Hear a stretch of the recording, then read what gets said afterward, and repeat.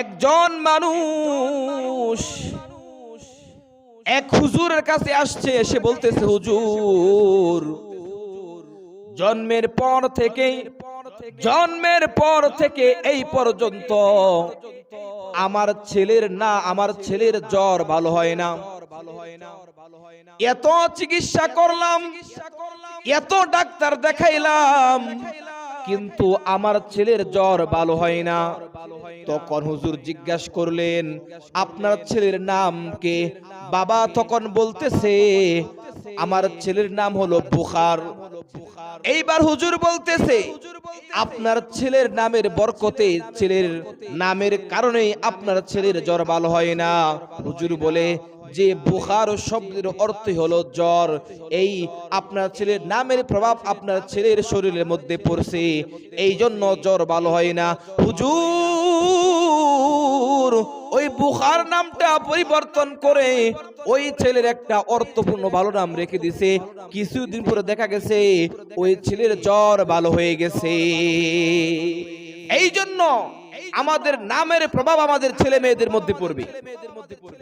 এই জন্য আমাদের অর্থপূর্ণ সুন্দর নাম রাখতে হবে। 2 নাম্বার, ওমর রাদিয়াল্লাহু তাআলা আনহু বলেন যে 2 নাম্বার একটা সুন্দর নাম রাখতে হবে। 1 নাম্বার বলেছিলাম যে বাবা একটা নেককার মায়ের ব্যবস্থা করবে। মা যদি নেককার হয়, মা যদি নামাজি হয়, ওই মায়ের ঘর থেকে ভালো নেককার নামাজি সন্তান জন্মগ্রহণ করবে। কিতাবের মধ্যে আছে, মা যদি নেককার হয়, সন্তান কেমন নেককার হয় কিতাবের মধ্যে আছে। একটু মনোযোগ দিয়া শুনেন রে বাবা। হযরত উমর ফারুক রাদিয়াল্লাহু তাআলা আনহু যখন তিনি প্রেসিডেন্ট ছিলেন, দেশের বাদশা, হযরত উমর ফারুক রাদিয়াল্লাহু তাআলা আনহু অর্ধ পৃথিবীর বাদশা, অর্ধ পৃথিবীর সরকার। হযরত উমর ফারুক রাদিয়াল্লাহু তাআলা আনহু তার অভ্যাস ছিল রাতের বেলায় ঘুরে ঘুরে মানুষের হাল হাকিকত জানতো, মানুষ কি বলছে, কি অবস্থায় দিন যাপন করছে। একদিন হযরত উমর ফারুক রাদিয়াল্লাহু তাআলা আনহু রাতের বেলায় ঘুরে ঘুরে দেখতেছে, হঠাৎ একটা বাড়ির কাছে গেছে। বাড়ির কাছে গিয়া শুনে একটা ঘর থেকে আওয়াজ আসতেছে। একজন মা তার মেয়েকে ডেকে ডেকে বলতেছে, ও মেয়ে, জলদি করে ঘুম থেকে ওঠো, জলদি করে ঘুম থেকে ওঠো, দুধ দহন করতে হবে, দুধ দহন করে বাজারে বিক্রি করতে হবে, বিক্রি করে খাবার জোগাড় করতে হবে, টাকা জোগাড় করতে হবে। মা মেয়েকে বলতেছে, ও মেয়ে, আজকে একটু দুধের মধ্যে পানি মিশায়া দিও, তাহলে টাকা বেশি পাওয়া যাবে। এই কথা যখন বলছে, মেয়ে মাকে বলতেছে, মা, উমরের তো শাসন চলতেছে, ওমর তো নিষেধ করেছে যে দুধের মধ্যে পানি মিশানো যাবে না। ও মা, আমরা যদি দুধের মধ্যে পানি মিশাই, ওমর যদি জানতে পারে, আমাদেরকে তো আস্ত রাখবে না। এই কথা যখন বলল, মা মেয়েকে বলতেছে, এখন অন্ধকার রাত, আমরা দুধের মধ্যে পানি মিশাইলাম কিনা ওমর তো জানতে পারবে না।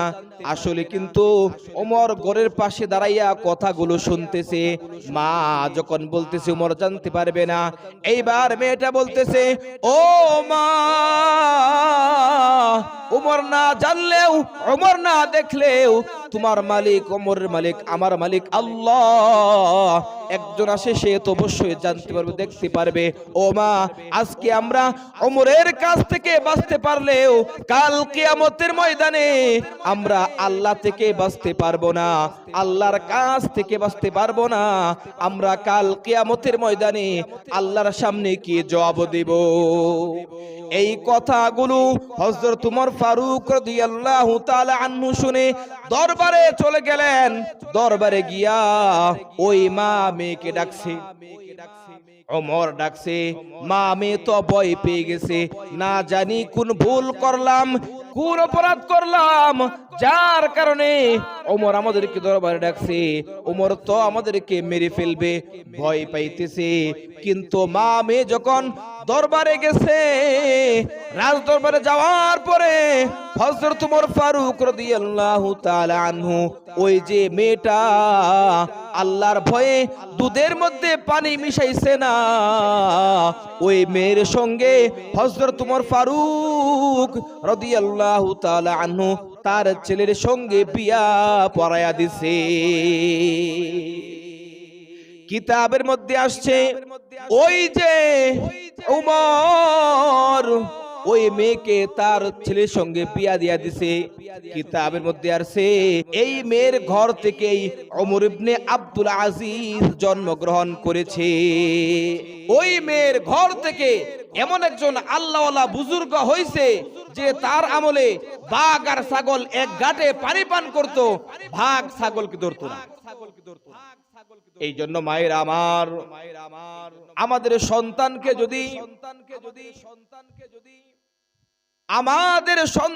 যদি আমরা নেককার বানাইতে চাই, প্রথমে একটা নেককার মায়ের ব্যবস্থা করতে হবে। মা যদি নেককার হয় তাহলে আমার সন্তানটাও নেককার হবে। এরপরে 3 নাম্বার ওমর রাদিয়াল্লাহু তাআলা আনহু বলেন, 3 নাম্বার হলো সন্তানকে কোরআনের শিক্ষায় শিক্ষিত করবে। কারণ যে সন্তানকে কোরআন পড়াইবে ওই সন্তান জীবনেও মা বাপ মার মনে কষ্ট দিবে না। যে সন্তানটা কোরআন পড়বে, হাফেজ হইবে, আলেম হইবে, ওই সন্তান কোনদিন বাপ মার মনে কষ্ট দিবে না। নিজে কষ্ট করবে, নিজে না খেয়ে থাকবে, কিন্তু বাপ মার মনে কষ্ট দিবে না, বাপ মার সঙ্গে বেয়াদবি করবে না। আর আজকে আমরা আমাদের সন্তানদেরকে দুনিয়ার শিক্ষায় যত বড় শিক্ষিত করি, আমাদের সন্তান যত বড় শিক্ষিত হবে আমাদের কবলে তত দুঃখ আছে। সন্তান বেশি শিক্ষিত হইলে ওই বাপ মার বৃদ্ধাশ্রমে থাকতে হয়। এই জন্য আমাদের সন্তানদেরকে আগে কোরআন পড়াই, আগে কোরআন পড়াই, কোরআনটা সহিহ শুদ্ধ করে পড়াইয়া এরপর আমরা আমাদের সন্তানদেরকে অন্য লাইনে পড়াই।